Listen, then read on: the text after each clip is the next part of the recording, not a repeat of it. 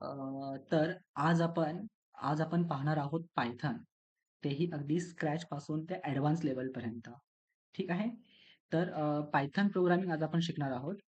तर पायथन प्रोग्रामिंगमध्ये आपण स्टार्टिंगला कोर एकदम बेसिक पायथॉनचे एकदम बेसिक जे आहे, बेसिक कन्सेप्ट जे आहे, ते आपण पाहणार आहोत. त्यानंतर आपण जे ॲडव्हान्स पायथॉन असेल, ते आपण पाहणार आहोत. ॲडव्हान्स पायथॉनचे जे कन्सेप्ट असतील, ते आपण पाहणार आहोत. आणि त्यानंतर पायथॉनचा वापर आपण कशाप्रकारे डेटा सायन्समध्ये, डेटा एनालिटिक्समध्ये किंवा जनरेटिव्ह एआयमध्ये, मशीन लर्निंगमध्ये, डीप लर्निंगमध्ये कशाप्रकारे पायथॉनचा वापर केला जातो, हे आपण पाहणार आहोत. ठीक आहे? तर हे सर्व प पाहण्याआधी, हे सर्व करण्याआधी आपल्याला पायथॉनचं कोर माहीत असणे गरजेचं आहे. जे पायथॉनचे मेन कन्सेप्ट आहेत, ते माहिती असणे गरजेचं आहे. मग त्यासाठी आपण सर्वात आधी पायथॉन हे अगदी स्क्रॅचपासून स्टार्ट करत आहोत. ठीक आहे. तर आता या पायथॉन फ्रॉम स्क्रॅच या प्लेलिस्टमध्ये आपण सर्वात आधी पाहणार आहोत पायथॉनचं इंट्रोडक्शन. पायथॉन प्रोग्रामिंग म्हणजे काय असतं? त्यानंतर आपण पाहणार आहोत जे पायथॉन प्रोग्रामिंग आहे, ह्याचा सिंटॅक्स काय आहे, डेटा टाइप्स काय आहेत, हे आपण पाहणार आहोत. त्यानंतर आपण पाहणार आहोत कंट्रोल फ्लो म्हणजे काय असतं, फंक्शन्स म्हणजे काय असतात, डेटा स्ट्रक्चर्स म्हणजे काय असतात, error handling, exception, modules, packages, regular expressions and lastly आपण पाहणार आहोत जे डेटा हँडलिंगचे जे लायब्ररीज आहेत, ते काय आहेत.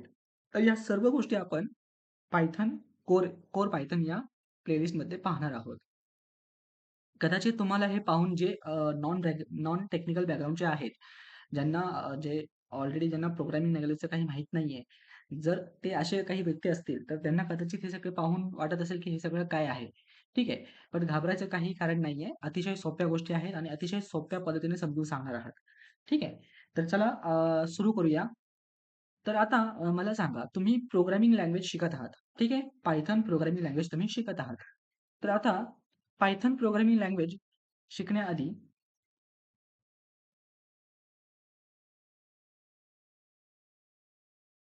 ओके. तर पायथन प्रोग्रामिंग शिकण्याआधी तुम्हाला प्रोग्रामिंग लँग्वेज म्हणजे काय हे माहिती आहे का? प्रोग्रामिंग लँग्वेज कशाला म्हणतात? ओके. तर प्रोग्रामिंग लँग्वेज म्हणजे काय? आता कदाचित मी तुमच्याशी कम्युनिकेट करतोय. मी तुमच्याशी संवाद साधतोय. त्याच पद्धतीने तुम्हीही माझ्याशी बोलत असाल, हो की नाही? जर तुम्ही माझ्यासमोर असाल, ऑफलाईन क्लासेसला असाल, तर तुम्हीही माझ्याशी संवाद साधाल. आता सध्या आपण इंटरनेटवर आहोत, एका व्हिडिओ माध्यमातून आहोत, तर आपलं म्हणजे जे बोलायचं कम्युनिकेशन आहे, मी जे बोलतोय ते तुम्हाला समजतंय आणि तुम्ही जे बोलाल, ते मला समजेल. याचं मेन रिझन म्हणजे काय तुम्ही सांगाल का? आपण जे बोलतोय ते एकमेकांना समजतं याचा एक मीडियम आहे. त्या मीडियमद्वारे आपल्याला आपल्या दोघांची भाषा समजते. बरोबर? आता कदाचित तुम्ही म्हणाल, की इंटरनेट आहे, YouTube आहे. बरोबर, अगदी बरोबर. परंतु या व्यतिरिक्त सर्वात महत्त्वाची मीडियम ती म्हणजे आपल्या दोघांची बोलीभाषा. बरोबर? मी मराठीमध्ये बोलतोय, तुम्हाला मराठी समजते.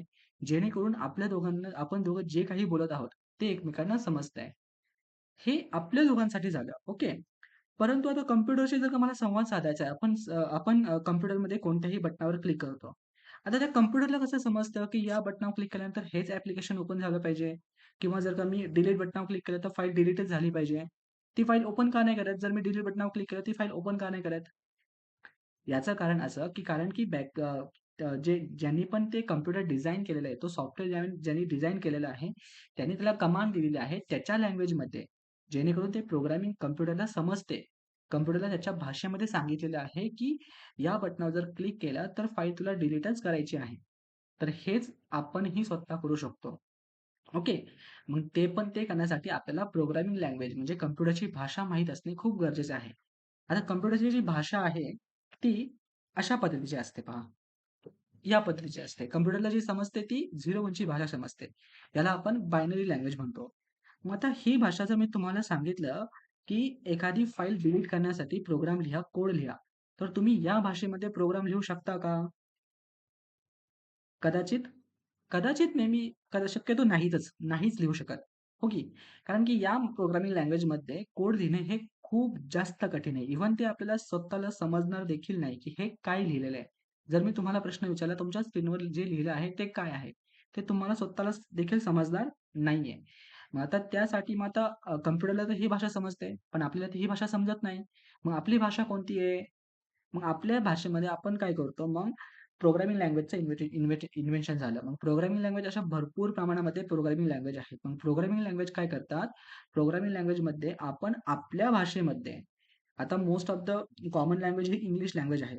त्यामुळे मोस्ट प्रोग्रामिंग लँग्वेज जे आहे ते इंग्लिशमध्ये लिहिलेले आहे. जर तुम्ही त्याचे कीवर्ड्स पाहाल, त्याचे सिंटॅक्स पाहाल, तर हे इंग्लिशमध्ये लिहिलेले आहेत. हो. तर त्या त्या प्रोग्रामिंग लँग्वेजचा वापर करून आपण काही एक सॉफ्टवेअर टाइप करणार आहोत, एखादा कोड टाइप करणार आहोत आणि ते प्रत्येक प्रोग्रामिंग लँग्वेजकडे एक कंपायलर असतो. कंपायलर किंवा इंटरप्रेटर असतो. तर तो काय करतो, आपण जे काही लिहिलेलं आहे, त्याला कन्व्हर्ट करतो प्रोग्रामिंग लँग्वेजमध्ये. ज्या प्रकारे आपल्याकडे Google ट्रान्सलेटर आहे. जर आपल्याकडे कोणी फॉरेनर वगैरे कोणी आलं, आता आपल्याला त्यांची भाषा समजत नाही. ते इंग्लिशमध्ये बोलतील, एकदम खटाखट इंग्लिशमध्ये बोलतील. तर ते आपल्याला कदाचित समजत नाही, कदाचित समजेलही. तर मग आपण काय करणार? ट्रान्सलेटरचा वापर करणार. Google ट्रान्सलेटरचा वापर करतो. हो की नाही?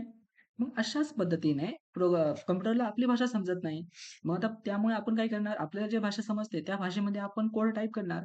मग त्या प्रोग्रामिंग लँग्वेजचा वापर करून आपण तो कोड टाइप करणार आणि मग त्या प्रोग्रामिंग लँग्वेजकडे जो काही कंपायलर असेल किंवा इंटरप्रेटर असेल, तो त्याला आपल्या मशीन लँग्वेजमध्ये कन्व्हर्ट करेल. अशा पद्धतीने ह्या प्रोग्रामिंग लँग्वेजचा वापर होतो. मला आशा आहे तुम्हाला प्रोग्रामिंग लँग्वेज म्हणजे काय हे आत्ता एकदम क्लिअर पद्धतीने समजलं असेल. आता हे तुमच्या समजण्यासाठी ओके. आता इंटरव्ह्यूमध्ये तुम्ही अशा पद्धतीने आन्सर करायचं नाहीये. इंटरव्ह्यूमध्ये तुम्हाला जे आन्सर करायचंय ते तुम्ही इंटरनेटवर, YouTube व्हिडिओमध्ये इतर ठिकाणी पाहू शकता. पण आपला मेन मोटिव्ह फक्त एकच आहे, की तुमचा कन्सेप्ट क्लिअर झाला पाहिजे आणि आपल्याला लॉजिक बिल्डिंग करायचंय. ओके. तर ठीक आहे. आता तुम्हाला प्रोग्रामिंग लँग्वेज म्हणजे काय हे अतिशय चांगल्या पद्धतीने समजलं असेल. ओके. तर आता आपण पाहणार आहोत पायथन प्रोग्रामिंग लँग्वेज म्हणजे काय? आता पायथन प्रोग्रामिंग लँग्वेज म्हणजे काय हे पाहण्याआधी आपण पाहूया प्रोग्रामिंग लँग्वेजचे 3 प्रकार. ठीक आहे. तर प्रोग्रामिंग लँग्वेजचे 3 मुख्य प्रकार आहेत. पहिला पहिला म्हणजे लो लेव्हल लँग्वेज, दुसरा आहे मिडल लेव्हल लँग्वेज आणि तिसरा आहे हाय लेव्हल लँग्वेज. आता लो लेव्हल लँग्वेज म्हणजे काय? मिडल लेव्हल लँग्वेज म्हणजे काय? आणि हाय लेव्हल लँग्वेज म्हणजे काय? तर हे पहा, लो लेव्हल लँग्वेज म्हणजे अशा लँग्वेजेस आता मी आत्ताच तुम्हाला सांगितलं प्रोग्रामिंग लँग्वेजेस आहेत आणि भरपूर प्रमाणामध्ये प्रोग्रामिंग लँग्वेजेस आहेत. जर तुम्ही ऐकून असाल तर सी लँग्वेज आहे, जावा लँग्वेज आहे, हे तुम्ही कदाचित ऐकून असाल. पायथन प्रोग्रामिंग लँग्वेज आहे, जे तुम्ही आता शिकतायत. अशा भरपूर प्रमाणामध्ये पायथन प्रोग्रामिंग लँग्वेजेस आहेत आणि त्या प्रोग्रामिंग लँग्वेजेसला काही कॅटेगरीमध्ये डिव्हाईड केलेलं आहे. तेच कॅटेगरी म्हणजे आपल्या समोर 3 कॅटेगरी आहेत. लो लेव्हल, मिडल लेव्हल आणि हाय लेव्हल. आता लो लेव्हल लँग्वेज आपण कशाला म्हणायचं? तर लो लेव्हल लँग्वेज म्हणजे अशी प्रोग्रामिंग लँग्वेज जी मशीनला सहजारीती समजते. ज्याला ज्या प्रोग्रामिंगमध्ये जर आपण टाइप केलं, तर त्याला कन्व्हर्ट करण्यासाठी कंपायलरची किंवा इंटरप्रिटरची जास्त गरज नसते. ते मशीनला सहजारीती समजते. तर अशा प्रोग्रामिंग लँग्वेजला आपण लो लेव्हल लँग्वेज म्हणतो. त्यातच जर एक्झाम्पल पाहिलं तर असेंब्ली प्रोग्रामिंग लँग्वेज आहे, मशीन प्रोग्रामिंग लँग्वेज आहे. हे आहेत लो लेव्हल प्रोग्रामिंग लँग्वेजचे काही एक्झाम्पल. ओके. आता हे प्रोग्रामिंग लँग्वेज आता मला सांगा, जर अ, ठीक आहे, आपल्या इतर देशामधून आपल्याकडे फॉरेनर्स आले, ठीक आहे. आता ते एका मराठी माणसासोबत बोलतायत. मराठी माणसाला फक्त आणि फक्त मराठी येते, असं आपण समजून चालूया, ठीक आहे. तर आता तो मराठी माणसासोबत बोलतोय, परत मराठी माणसाला तर फक्त मराठी येते, त्याला इंग्लिश वगैरे तर येत नाहीये, हो की नाही? तर जर तो तो व्यक्ती जो बोलतोय ते तर त्याला समजत नाहीये, हो की नाही? मग त्याला ट्रान्सलेटर वगैरे कोणतरी लागेलच, बरोबर? बट त्याच व्यतिरिक्त जर असा कोण व्यक्ती असेल, आता एक एक हुशार मराठी व्यक्ती आहे. त्याला मराठीही येते आणि इंग्लिशही येते. ठीक आहे. तर आता तो जो फॉरेनर आलाय, तो त्या व्यक्तीशी बोलतोय. आता त्या व्यक्तीला जो फॉरेनर बोलतो ते समजणार आहे, कारण की याला इंग्लिशही येते आणि मराठीही येते, बरोबर? त्यामुळे त्याला ट्रान्सलेटरची गरज लागणार आहे का? त्यांच्यामध्ये जो संवाद होणार आहे, तो अतिशय फास्ट होणार आहे, बरोबर? मग हेच आपल्या लॅपटॉपमध्ये किंवा हेच आपल्या प्रोग्रामिंग लँग्वेजमध्ये आहे. ह्यालाच आपण लो लेव्हल लँग्वेज म्हणतो. याला ट्रान्सलेटरची गरज नसते. म्हणजे याला कंपायलर किंवा इंटरप्रेटर म्हणा हे मशीन लेव्हल लँग्वेजमध्येच ऑलरेडी असतात. मशीन मशीन हे जे जे काही आपलं लॅपटॉप आहे, कॉम्प्युटर आहे, ते सहजारीती याला समजते. ठीक आहे? हे आहेत लो लेव्हल लँग्वेज. त्यानंतर आपण मिडल लेव्हल लँग्वेज पाहूया. तर आता मिडल लेव्हल लँग्वेजमध्ये असे असे प्रोग्रामिंग लँग्वेजेस येतात, ज्यांचा वापर जे मशीनला देखील समजते आणि आपल्याला देखील समजते. याचं जर का एक शॉर्ट एक्झाम्पल द्यायचं झालं म्हटलं, की सी लँग्वेज आहे आणि सी प्लस प्लस लँग्वेज आहे. आता सी आणि सी प्लस प्लस लँग्वेजमध्ये एक कन्सेप्ट आहे, त्या कन्सेप्टचं नाव आहे पॉइंटर कन्सेप्ट. ओके. तर या पॉइंटर कन्सेप्टचा वापर करून आपण काय करू शकतो, आपण अ, आपल्या मेमरीला देखील हँडल करू शकतो. ओके. आणि इतर जो भाग आहे तो आपला कंपाइलर किंवा इंटरप्रिटर जे आहे जीसीसी प्लस प्लस जे असेल ते हँडल करणार आहे. म्हणजे आपल्याकडे निम्मा पार्ट हँडल करायचा मशीनचा काही भाग आपण हँडल करू शकतो. जसं काही मेमरी हँडलिंग झालं, फाईल हँडलिंग झालं, तर ह्या पद्धतीचे हँडलिंग आपण करू शकतो. हे आपण मॅनेज करू शकतो. आणि काही जे रिमेनिंग थिंग्स असतील ते आपली मिडल लेव्हल लँग्वेज, आपली प्रोग्रामिंग लँग्वेज ते हँडल करणार आहेत. ओके. तर अशा प्रोग्रामिंग लँग्वेजला आपण मिडल लेव्हल लँग्वेज म्हणतो. ओके. इथे एक्झाम्पलमध्ये लिहिलेलं आहे understandable by both humans and machines, म्हणजे आपल्यालाही समजते आणि मशीनला देखील समजते. ठीक आहे. मी तुम्हाला एक एक्झाम्पल दाखवेलच. पुढल्या स्लाइडमध्ये आपण एक्झाम्पल पाहूयाच. ठीक आहे. तर आता शेवटचा टाइप आहे तो आहे हाय लेव्हल लँग्वेज. बघा हाय लेव्हल लँग्वेज म्हणजे काय? तर हाय लेव्हल लँग्वेज म्हणजे असे प्रोग्रामिंग लँग्वेजेस जे ह्युमन्सला म्हणजे आपणा सर्वांना सहजारीती समजते आणि ते मशीनला समजण्यासाठी आपल्याला कंपायलर आणि इंटरप्रिटरची गरज असते, जेणेकरून ते ट्रान्सलेट करेल. ओके. मग आता असे जे प्रोग्रामिंग लँग्वेज आहेत ते काही प्रमाणामध्ये स्लो असतात कारण की त्याला ट्रान्सलेटची गरज लागणार आहे. हो की नाही? आता अशा जे प्रोग्रामिंगचे टाइप्स आहेत ते पायथन आहे, जावा आहे, पीएचपी आहे. आता पायथन जी आहे ती high level language, programming language आहे. कदाचित आता तुम्ही म्हणाल की हे तर खूप स्लो आहे, मग आता मी हे का शिकतोय? पण पायथन प्रोग्रामिंग लँग्वेज ही आत्ता जास्त खूप प्रमाणामध्ये वापरली जाते. एआयमध्ये वापरली जाते, जनरेटिव्ह एआयमध्ये वापरली जाते आणि त्याचप्रमाणे डीप लर्निंगमध्ये, मशीन लर्निंगमध्ये खूप प्रमाणामध्ये गेमिंगमध्ये वापरली जाते, वेब डेव्हलपमेंटमध्ये वापरली जाते. खूप प्रमाणामध्ये पायथन प्रोग्रामिंगचा वापर केला जातो. ठीक आहे. तर आता पायथनच का शिकायचं हे आपण पुढे पाहूया. ठीक आहे. आता हे तुमच्या समोर जे स्क्रीन दिसतंय. ठीक आहे. आता प्रत्येक प्रोग्रामिंग लँग्वेजमध्ये आपण ज्यावेळेस पायथन प्रोग्रामिंग कोणतीही प्रोग्रामिंग ज्यावेळेस आपण शिकायला घेतो, तर तुम्ही इतर व्हिडिओ पण पाहू शकता. खूप स्टार्टिंगला प्रत्येकजण फक्त आणि फक्त पहिला स्टेटमेंट आपल्याला टाइप करायला सांगतो, तो म्हणजे हेल्लो वर्ल्ड. आता हे हेल्लो वर्ल्ड जे आहे तेच प्रोग्राम जर तुम्ही इतर लँग्वेजमध्ये पाहाल, आता हे इतर लँग्वेजेस प्रोग्राम आहे. आता हा जो सी लँग्वेजचा प्रोग्राम आहे, तो आपण इथे पाहू शकतो. हेल्लो वर्ल्ड अशा पद्धतीने 2-4 लाईन आहेत आणि हा सिंटॅक्स वगैरे वापरून आपण अशा पद्धतीने हेल्लो वर्ल्ड टाइप करू शकतो. जावा लँग्वेजमध्ये अशा पद्धतीने टाइप करू शकतो आणि तेच जर का आपल्याला पायथनमध्ये टाइप करायचं असेल, तर फक्त एका लाईनमध्ये आपण ते टाइप करू शकतो. म्हणजे ज्या लाईनला सी प्रोग्रामिंगसाठी 4 ते 5 लाईन लागणार आहेत, ते लाईन फक्त आपण एका लाईनमध्ये प्रिंट करू शकतो आणि ज्याला जावासाठी 4 ते 5 लाईन लागणार आहेत, ते फक्त आपण एका लाईनमध्ये करू शकतो. आणि तेच जर का आपल्याला लो लेव्हल लँग्वेजमध्ये करायचं असेल, तर हे तुमच्या स्क्रीनसमोर लो लेव्हल प्रोग्रामिंगचं एक्झाम्पल आहे. यामध्ये आपल्याला मेमरी स्वतः हँडल करावी लागेल. आपण हा स्ट्रिंग घेतलेला आहे. आता सहज सहज आहे ना, जर आता तुम्ही कोणतीही डेटा जर घेत असाल आणि ते त्याचा तुम्हाला वापर करायचा आहे, ते तुम्हाला कुठेतरी स्टोअर करून ठेवावाच लागेल. मग तो डेटा आपण हॅलो वर्ल्ड हा एक आपल्यासाठी एक डेटा झाला. मग तो आपल्याला कुठेतरी स्टोअर करून ठेवावा लागेल. मग आपण रजिस्टरमध्ये स्टोअर करून ठेवणार, मेमरीमध्ये स्टोअर करून ठेवणार. मग तिथून परत आपण त्याला कॉल करणार. तर या सर्व गोष्टी आपल्याला स्वतः हँडल कराव्या लागतात. आपण इथे पाहू शकतो. इथे मूव्ह आर-एक्स, आर-डी-आय हे जे आहेत ते रजिस्टर्स आहेत आणि मूव्ह हे जे आहे त्यामध्ये आपण म्हणजे डेटा इंजेस्ट केला आहे तिथून परत फेच केला आहे. ठीक आहे. तर अशा पद्धतीने काही आपण ॲक्टिव्हिटीज इथे केलेल्या आहेत. आता जर तुम्हाला हे कोड पण समजून घ्यायचं असेल, तुम्ही इंटरनेट थ्रू हे कोड समजून घेऊ शकता.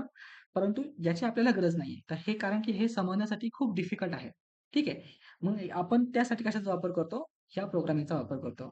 आता कदाचित तुम्ही म्हणाल, की हे तर 4-5 लाईनचा कोड आहे, हे तर सोपं आहे, आपण करू शकतो वगैरे. पण ज्यावेळेस तुम्ही सॉफ्टवेअर डेव्हलपर बनाल, त्यावेळेस तुम्ही 4-5 लाईनचा कोड न टाइप करता 1000, 10, 12,000 लाईनचा प्रोग्राम तुम्ही टाइप कराल आणि त्यावेळेस या सर्व गोष्टी हँडल करणे हे खूप डिफिकल्ट टास्क आहे.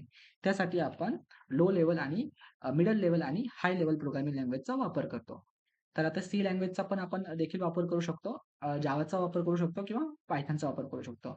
आता या 3 कंपॅरिझनमध्ये जर आपण पाहिलं तर पायथॉन हे एका लाईनमध्ये टाइप करता येईल. मग त्यामुळे हे शिकण्यासाठी खूप ईझी असते. ओके.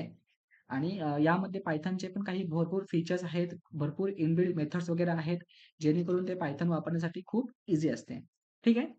मला आशा आहे पायथॉन तुम्हाला समजले असेल. पायथॉनचा वापर का करायचा हे पण तुम्हाला समजले असेल. ठीक आहे. तर आता आपण बघूया पायथॉनचे काही फीचर्स, जेणेकरून तुम्हाला अजून स्पष्ट होईल की पायथॉन मला का शिकायचं आहे. ठीक आहे. तर आता आपण आधीच पहिलाच पॉइंट आहे इथे पायथन जी आहे ती शिकण्यासाठी खूप सोपी आहे. आपण इथेच पाहिलं की पायथन शिकण्यासाठी का सोपी आहे. जर आपल्याला सी लँग्वेजमध्ये एखादा कोड टाइप करायचा असेल, एक सिंपल एक प्रिंट स्टेटमेंट मला प्रिंट करायचं आहे, तर ते मला जर टाइप करायचं असेल, तर मला सी लँग्वेजमध्ये तुम्ही पाहू शकता इथे 4 ते 5 लाईनचा कोड मला टाइप करावा लागेल. जावा लँग्वेजमध्ये पण देखील मला 4 ते 5 लाईनचा कोड मला टाइप करावा लागेल आणि तेच जर का मला पायथनमध्ये करायचं आहे, ते फक्त एका लाईनमध्ये होईल. हेच कारण आहे पायथन जे आहे ते शिकण्यासाठीही खूप सोपी आहे आणि वापरण्यासाठी देखील खूप सोपी आहे. ठीक आहे. तर त्यानंतर दुसरा पॉइंट आहे तो आहे इंटरप्रेटेड लँग्वेज. आता पायथन जी आहे ती इंटरप्रेटेड लँग्वेज आहे. आता इंटरप्रेटेड लँग्वेज म्हणजे काय? तर आता आपण इथे मागे पाहिलं, की आपण इथे एक स्टेटमेंट टाइप केलेलं आहे. पण ज्यावेळेस तुम्ही सॉफ्टवेअर डेव्हलपर बनाल, त्यावेळेस मी आता सांगितलं, की निदान 10 ते 12,000 लाईनचा कोड तुम्ही टाइप करालच कराल. ओके. तर अशा अशा या संपूर्ण टाइप केलेलं आता तुम्हाला आताच मी सांगितलं पायथन जी आहे ती हाय लेव्हल प्रोग्रामिंग लँग्वेज आहे आणि हाय लेव्हल प्रोग्रामिंग लँग्वेजला आपल्याला मशीन लेव्हल लँग्वेजमध्ये कन्व्हर्ट करावा लागतो आणि ते कन्व्हर्ट करण्यासाठी आपल्याकडे इंटरप्रिटर असतं आणि कंपायलर असतं. तर पायथन जी आहे ती इंटरप्रेटेड लँग्वेज आहे. याचा अर्थ असा, की ज्यावेळेस आपण कोणताही कोड पायथनमध्ये टाइप करू, आता असं समजून चला, की तुम्ही 10 ते 12 लाईनचा प्रोग्राम तुम्ही टाइप केलेला आहे. ओके. तुम्ही पायथनमध्ये प्रोग्राम टाइप केलेला आहे. आता तो प्रोग्राम तुम्हाला कन्व्हर्ट करावा लागेल. मशीन लेव्हल लँग्वेजमध्ये कन्व्हर्ट करावा लागेल, बरोबर? आता तो कन्व्हर्ट करण्यासाठी आपण कशाचा वापर करणार आहोत? इंटरप्रेटरचा वापर करणार आहोत. तर इंटरप्रेटर काय करणार आहे? त्या प्रोग्रामिंग लाईनला लाईन बाय लाईन जो तुम्ही प्रोग्राम टाइप केलेला आहे, त्याला लाईन बाय लाईन एक्झिक्यूट करेल. म्हणजे पहिल्या लाईन एक्झिक्यूट करेल, पहिल्या लाईनला कन्व्हर्ट करेल मशीन लँग्वेजमध्ये, त्याला एक्झिक्यूट करेल पूर्णपणे, त्यानंतर दुसऱ्या लाईनकडे येईल. अशा पद्धतीने तो डिबग करेल. डिबग करेल म्हणजेच काय, की प्रत्येक लाईनला तो टेस्ट करेल, एक्झिक्यूट करेल. त्यामध्ये एरर आहे का, नाही आहे का, हे सर्व गोष्टी तो टेस्ट करेल. आणि जर कोणत्याही लाईनमध्ये अचानक एरर सापडला, तर तो तिथेच थांबेल. म्हणजे पुढच्या लाईनला तो एक्झिक्यूट करणार नाही. ह्याला असं समजून चला, की 2 ट्रान्सलेटर आहे. एक मराठी व्यक्ती आहे आणि एक समोरचा व्यक्ती आहे. ठीक आहे. तर आता जो फॉरेनर मला जे काही बोलत आहे, ठीक आहे. तर तो मला तर ठीक आहे, मला समजतंय, पण मला ते माझ्यासमोर एक ट्रान्सलेटर आहे. तो ट्रान्सलेट त्याला करेल आणि ट्रान्सलेट करून मला देईल. पण आता फॉरेनरने असा एखादा शब्द बोलला, जो ट्रान्सलेटरला देखील समजला नाही. तर तो तिथेच थांबेल. याच्यानंतर काय होईल, की जो फॉरेनर पुढचं काय बोलणार आहे, ते त्याला समजणार तो ट्रान्सलेट करून देणार नाही, जोपर्यंत हा हा एरर सॉल्व्ह होत नाहीये. म्हणजे हा वर्ड तो बोलत नाहीये क्लिअरली. ठीक आहे? मला आशा आहे तुम्हाला समजलं असेल. ओके. जरी नसेल समजलं तरी आता आपण प्रॅक्टिकल एक्झाम्पल आपण पाहूया, जेणेकरून तुम्हाला समजेल. ठीक आहे. त्यानंतर आता थर्ड टाइप आहे ते डायनॅमिकली टाइप्ड. आता पायथन जी आहे ती डायनॅमिकली टाइप्ड प्रोग्रामिंग लँग्वेज आहे. आता याचा अर्थ काय? तर डायनॅमिकली टाइप म्हणजे काय? जर इतर प्रोग्रामिंग लँग्वेज आहेत. आता असं समजून चला, की तुम्ही स्वयंपाकगृहामध्ये आहात, ठीक आहे. किचनमध्ये तुम्ही आहात आणि किचनमध्ये तुम्ही एखादी भाजी बनवतायत. तुम्हाला एखादी भाजी बनवायची आहे. तर आता तुम्हाला सहज आहे, तुम्हाला जर भाजी बनवायची असेल, तर तुम्हाला बाजारातून म्हणजे भाजीला जे काही सामान लागणार आहे, ते सर्व गोष्टी तुम्हाला आणाव्या लागतील आणि ते तुम्ही आणल्यानंतर असं सहज कुठेतरी फेकून तर नाही देणार आहे. ते तुम्ही कोणत्यातरी भांडीमध्ये, बरणीमध्ये ते तुम्ही साठवून ठेवणार आहात, स्टोअर करून ठेवणार आहात, बरोबर? मग अशाच पद्धतीने जर आपण एखादं सॉफ्टवेअर जर बनवायचं असेल, तर आपल्याला जो डेटा लागणार आहे, ज्या गोष्टी आपल्याला लागणार आहेत, तो आपण घेतो आणि तो कुठेतरी आपण स्टोअर करून ठेवतो. तर आता मला सांगा, लेट्स सपोज तुम्ही साखर आणली आणि मिठाची बरणी मीठ आणली, ठीक आहे. तर आता मला सांगा, जर तुम्ही साखर आणली आणि मीठ आणली, ते एका काचेच्या बरणीमध्ये ठेवलं, तर त्या दोघांमध्ये तुम्हाला फरक समजेल का? जर एखादा नवीन नवीन असेल, तर त्याला कदाचित नाही समजणार आहे, की साखर कोणती आहे आणि मीठ कोणती आहे. आणि इतर गोष्टी पण त्याला समजणार नाही, की नक्की हे सर्व पदार्थ काय आहेत? त्यांचं नाव काय आहे? मग तुम्ही त्याला समजण्यासाठी काय कराल? तुम्ही त्या बरणीवर नाव टाकाल, की याला साखर असं म्हणतात, याला मीठ असे म्हणतात. त्या बरणीचं तुम्ही नाव तिथे लिहाल, चिठ्ठीने नाव नाव चिटकवाल, बरोबर? त्याच पद्धतीने असे काही प्रोग्रामिंग लँग्वेज आहेत. ते काय करतात, की तुमचा सॉफ्टवेअर बनवण्यासाठी जो डेटा तुम्ही घेतलेला आहे, त्या डेटाचा टाइप कोणता आहे? मला तो नंबर तुम्ही घेतलेला आहे, का तुम्ही अल्फाबेट्स घेतले आहेत म्हणजे ए, बी, सी, डी हे कॅरेक्टर्स तुम्ही घेतलेले आहेत, का इतर काही गोष्टी घेतलेल्या आहेत? तर अशा भरपूर प्रमाणामध्ये टाइप्स असतात. मग इतर प्रोग्रामिंग लँग्वेज काय करतात, की याला टॅग देतात, की जसं मी तुम्हाला सांगितलं, की ही साखर आहे, ही मीठ आहे, असं आपण चिठ्ठीवर चिटकवतो. तर तसंच त्याच पद्धतीने आपण जो डेटा घेणार आहे, त्या डेटाचा टाइप आपण इतर प्रोग्रामिंग लँग्वेजमध्ये डिफाईन करू शकतो. म्हणजे आपण त्याला अ, सांगू शकतो, की ही इंटिजर आहे, हा नंबर आहे, हा कॅरेक्टर आहे, अशा पद्धतीने. पण आता Pythonमध्ये हे झालं इतर प्रोग्रामिंग लँग्वेजमध्ये. पण Pythonमध्ये याची गरज नसते. याचा अर्थ असा, की Pythonला ऑटोमॅटिक समजते, की साखर कोणती आहे आणि मीठ कोणतं आहे. म्हणजे आपल्याला टाइप सांगायची गरज नसते. ओके. त्यामुळे याला आपण डायनॅमिकली टाइप असं म्हणतो. ठीक आहे. आता ह्याचं पण आपण प्रॅक्टिकल एक्झाम्पल पाहणार आहोत. ओके. त्यानंतर 4th पॉइंट आहे तो हाय लेव्हल प्रोग्रामिंग लँग्वेज.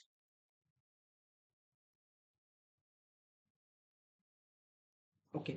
तर 4था टाइप आहे हाय लेव्हल प्रोग्रामिंग लँग्वेज. आता हाय लेव्हल प्रोग्रामिंग लँग्वेज म्हणजे काय? हे तर आपण आता मागेच पाहिलं, की हाय लेव्हल प्रोग्रामिंग लँग्वेज कशाला म्हणतात. ठीक आहे. जरी तुम्हाला अजून डिटेलमध्ये प्रॉपर टेक्निकल टर्म्समध्ये माहिती जर तुम्हाला घ्यायची असेल, तर तुम्ही इंटरनेटचा वापर घेऊ शकता. ठीक आहे. त्यानंतर 5th पॉइंट आहे एक्सटेन्सिव्ह लायब्ररीज आणि फ्रेमवर्क. तर याला जर का आपल्या रिअल लाईफशी जर संबंधित करायचं असेल, त्याला असं समजून चला, की Pythonमध्ये आपल्या स्वयंपाकगृहामध्ये, आपल्या किचनमध्ये आपल्या आईने ऑलरेडी भरपूर प्रमाणामध्ये चटणी, मिरची वगैरे बनवून ठेवलेल्या आहेत. मग ते चटणी, लोणचं वगैरे बनवून जे ठेवले त्याची बरणी जे बनवून ठेवले आहेत, त्याचा फक्त आपल्याला वापर करायचा आहे. मग ते आपण भातासोबत खाऊ शकतो किंवा चपातीसोबत खाऊ शकतो आपल्या पद्धतीने. हो की नाही? मग अशाच पद्धतीने जे इतर डेव्हलपर्स आहेत, इतर सॉफ्टवेअर डेव्हलपर्स आहेत, त्यांनी भरपूर प्रमाणामध्ये ऑलरेडी कोड टाइप करून ठेवलेला आहे आणि त्यांचं म्हणणं असं आहे, की तुम्ही फक्त याचा वापर करा तुमच्या पद्धतीने. ओके. तर आता याला जर का अजूनही टेक्निकल टर्ममध्ये जर तुम्हाला समजायचं असेल, तर असं समजून चला, की आपण एका फोल्डरमध्ये भरपूर फोटोज वगैरे स्टोअर करून ठेवलेले आहेत आणि आपण तो फोल्डर आपल्या मित्राला सेंड केला आणि त्याला सांगितलं, की याचा तुझ्या पद्धतीने तू वापर कर. मग आता तो त्याच्या पद्धतीने त्याला जसा वापर करायचा तसा तो वापर करेल. अशाच पद्धतीने एका फाईलमध्ये भरपूर प्रमाणामध्ये कोड टाइप करून ठेवलेला आहे आणि त्याचा फक्त आपल्याला वापर करायचा आहे. ओके. यालाच आपण म्हणतो एक्सटेन्सिव्ह लायब्ररीज आणि फ्रेमवर्क. तर मग हे एक्सटेन्सिव्ह प्रमाणामध्ये खूप जास्त प्रमाणामध्ये आहे. म्हणजे असं समजून चला, की आपल्या किचनमध्ये भरपूर प्रमाणामध्ये वेगवेगळ्या प्रकारच्या चटणी आहे. खूप प्रमाणामध्ये लोणचं, वेगवेगळ्या प्रकारचं लोणचं आहे, वेगवेगळ्या प्रकारची चटणी आहे आणि इतर काही गोष्टी असतील. ठीक आहे? असं समजून चला. ओके. आता त्यानंतर प्लॅटफॉर्म इंडिपेंडंट. आता प्लॅटफॉर्म इंडिपेंडंट म्हणजे काय? तर Python जे आहे ते प्लॅटफॉर्म इंडिपेंडंट आहे. याचा अर्थ असा, की जर आता मी Windowsमध्ये आहे. जर मी तो सॉफ्टवेअर जो काही प्रोग्राम आहे, तर तो मी टाइप केला आणि टाइप केल्यानंतर ते जर फाईल तुम्हाला मी सेंड केली आणि तुम्ही जर Apple असेल, तुमच्याकडे Apple असेल किंवा Mac सिस्टममध्ये तुम्ही असाल, Mac OSमध्ये, तर ते तुमच्या सिस्टममध्ये पण रन होणार आहे. फक्त अट असेल, की Python तुमच्या सिस्टममध्ये इन्स्टॉल व्हावे. ओके. आणि तेच जर का मी माझ्या मोबाईलवर सेंड केलं, तर मोबाईलवर देखील ते रन होणार आहे.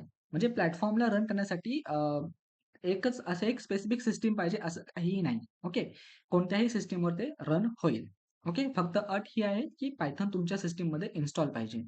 ओके. तर त्यानंतर लास्ट थर्ड पॉइंट आहे ऑब्जेक्ट ओरिएंटेड आणि फंक्शनल प्रोग्रामिंग लँग्वेज. आता ऑब्जेक्ट ओरिएंटेड आणि फंक्शनल प्रोग्रामिंग लँग्वेज म्हणजे काय हे आपण पुढे पाहूया. ठीक आहे. त्यानंतर open source programming language. Open source म्हणजे असंच की ज्यांनी Python जे डेव्हलप केलेले आहे ते ओपन सोर्स आहे म्हणजे आपण आपल्या पद्धतीने त्याला मॉडिफाय देखील करू शकतो. ओके. त्यानंतर वाईड रेंज ऑफ म्हणजे Pythonचा जो वापर आहे तो खूप जास्त प्रमाणामध्ये केला जातो. त्याचे ॲप्लिकेशन जे आहे जे डेटा सायन्सचे ॲप्लिकेशन आहेत. परत एआय ऑटोमेशनचे ॲप्लिकेशन आहेत. त्यानंतर machine learning, deep learning, generative AI अशा भरपूर प्रमाणामध्ये आपण Pythonचा वापर करू शकतो. ठीक आहे. तर मला आशा आहे की Python प्रोग्रामिंग लँग्वेज म्हणजे काय? आणि आता Python तुम्हाला का शिकायचं हे तुम्हाला समजलं असेल. तरी आपण जर ॲप्लिकेशन पाहायचंच झालं तर Pythonचा वापर हा वेब डेव्हलपमेंटमध्ये देखील केला जातो. वेब डेव्हलपमेंटमध्ये काही फ्रेमवर्क्स आहेत. Django फ्रेमवर्क आहे, फ्लास्क आहे, फास्ट एपीआय आहे. डेटा सायन्समध्ये देखील केला जातो. मशीन लर्निंगमध्ये देखील केला जातो. आर्टिफिशियल इंटेलिजन्समध्ये देखील Pythonचा वापर भरपूर प्रमाणामध्ये केला जातो. त्यानंतर ऑटोमेशन असेल, स्क्रिप्टिंग असेल, गेम डेव्हलपमेंट असेल, डेस्कटॉप ॲप्लिकेशन असेल, तर अशा भरपूर प्रमाणामध्ये Pythonचा हा वापर केला जातो. ठीक आहे. तर आता आपण ह्या सर्व गोष्टी हळू-हळू पाहणार आहोत, की कशा पद्धतीने केला जातो. ओके. ठीक आहे. तर आता Python प्रोग्रामिंग शिकण्याआधी आपल्याला Python हे इन्स्टॉल करणे गरजेचे आहे. ठीक आहे. तर आपण त्याला इन्स्टॉल करूया. आता Pythonला इन्स्टॉल करण्यासाठी आपण Chrome ब्राउझर ओपन करणार आहोत आणि Chrome ब्राउझरमध्ये तुम्हाला इथे टाइप करायचं आहे Python download. Okay. Python download click केल्यानंतर इथे फर्स्ट लिंक आहे डाउनलोड Python यावर तुम्हाला क्लिक करायचं आहे.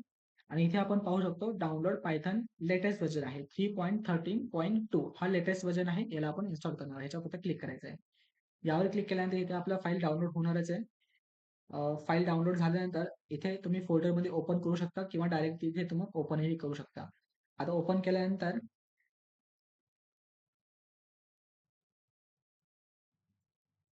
ओपन केल्यानंतर लास्ट टू ह्या बटनावर तुम्हाला राईट क्लिक करायचं आहे आणि इन्स्टॉल नावावर क्लिक करून जे काही पुढली प्रोसेस असेल ते तुम्हाला प्रोसेस करायची आहे. माझ्या सिस्टीममध्ये ऑलरेडी पायथन इन्स्टॉल आहे त्यामुळे मी हे काही इन्स्टॉल करत नाहीये. ओके, ठीक आहे. आता पायथन आपण इन्स्टॉल केलंय. आता पायथन आता आता लेट सपोज तुम्हाला रेझ्युमे टाइप करायचा आहे. ओके. आता रेझ्युमे टाइप करण्यासाठी तुम्ही कशामध्ये जाणार आहात? Microsoft Wordमध्ये जाणार आहात. बरोबर? तुम्हाला जर मी सांगितलं की एखादं प्रेझेंटेशन तयार करा. ते तयार करण्यासाठी तुम्ही कशामध्ये जाणार आहात? Microsoft PowerPoint प्रेझेंटेशनमध्ये जाणार आहात. बरोबर? मग आता जर मी तुम्हाला सांगतोय की पायथनचा प्रोग्राम टाइप करा. तर तुम्ही कशामध्ये जाल? PowerPointमध्ये का Wordमध्ये? तर आपण या दोन्हीचा वापर करणार नाहीये. आपण पायथन प्रोग्रामिंग टाइप करण्यासाठी एक कोड एडिटरचा टाइप करणार आहोत. ज्यामध्ये आपण पायथन प्रोग्राम टाइप करू शकतो. तर ते आपल्याला इन्स्टॉल करावं लागेल. त्यासाठी आपण जो वापर करणार आहोत तो आहे व्हीएस कोड. ओके. तर आपल्याला इथे टाइप करायचं आहे VS code download. VS code download type केल्यानंतर आपण इथे डाउनलोड व्हिज्युअल स्टुडिओ कोड ह्यावर क्लिक करायचं आहे. इथे जर तुमच्या सिस्टममध्ये आता माझं विंडोज आहे तर मी इथे विंडोजवर क्लिक करेल आणि ते डाउनलोड होईल. ऑटोमॅटिक डाउनलोड होईल. इथे पाहू शकता हे डाउनलोड होत आहे. ठीक आहे.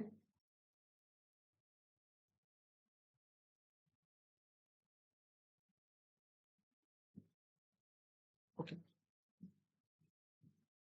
तर आता हे डाउनलोड झालेलं आहे. ज्याला पण आपल्याला इन्स्टॉल करायचं आहे, याला क्लिक करायचं आहे, ओपन करायचं आहे. लायसन जे आहे ते ॲक्सेप्ट करायचं आहे. नेक्स्ट. आता ज्यावेळेस तुम्ही इन्स्टॉल कराल, तर तुमच्या स्क्रीनमध्ये कदाचित ह्याला टिक नसेल, तर ह्या सर्व ऑप्शनला इथे टिक करून घ्यायचं आहे. जर तुम्हाला डेस्कटॉप आयकॉन म्हणजे तुमच्या डेस्कटॉपवर जर तुम्हाला आयकॉन पाहिजे असेल, तर तुम्ही करू शकता. जर नसेल तर नाही करू शकता तुमच्या पद्धतीने. ठीक आहे. परंतु या 4 ऑप्शनवर तुम्हाला क्लिक करायचं आहे. ठीक आहे. आणि त्यानंतर नेक्स्ट ऑप्शन करा. आणि इन्स्टॉल करा. ठीक आहे. आता माझ्या सिस्टममध्ये ऑलरेडी आहे. कदाचित हे इन्स्टॉल नाही होणार आहे. बट ठीक आहे, पाहूया.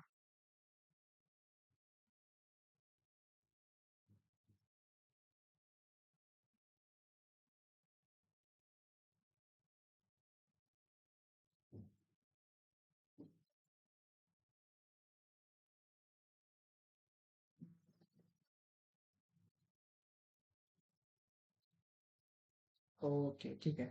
माझ्या सिस्टममध्ये पायथन हे इन्स्टॉल झालेलं आहे. तुम्हाला जर लॉन्च करायचं असेल लगेच तर लॉन्च करू शकता. नसेल करायचं तर अनटिक करून फिनिश करा. ओके. तर आता आपण पायथन इन्स्टॉल केलेलं आहे आणि व्हीएस कोड देखील आपण इन्स्टॉल केलेला आहे. तर आता नेक्स्ट व्हिडिओमध्ये आपण पाहणार आहोत की पायथनचा हा पहिला प्रोग्राम कशा पद्धतीने टाइप करायचा, डेटा टाइप्स काय असतात आणि जे इतर गोष्टी आहेत. आपण आता हळू प्रोग्रामिंगकडे वळणार आहोत. ठीक आहे. Thank you.